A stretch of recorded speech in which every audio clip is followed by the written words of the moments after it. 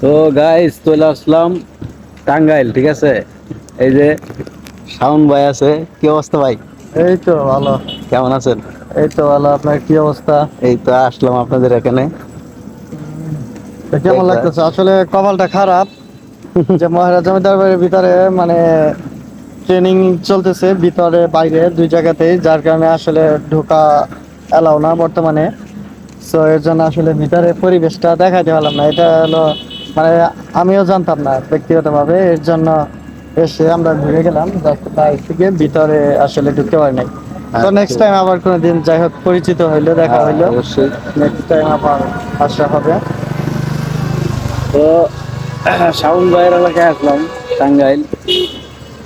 তো এই হলো অবস্থা, মানে ঢোকা একদম এলাও না। আজকে ট্রেনিং চলতেছে, যার কারণে ঢুকতে পারতেছি না, ঢুকলাম না।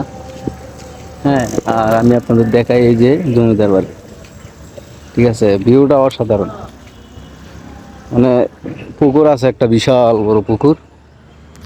এই যে লোকেশন, মানে জায়গাটা অস্থির ভাই, দেখার মতো।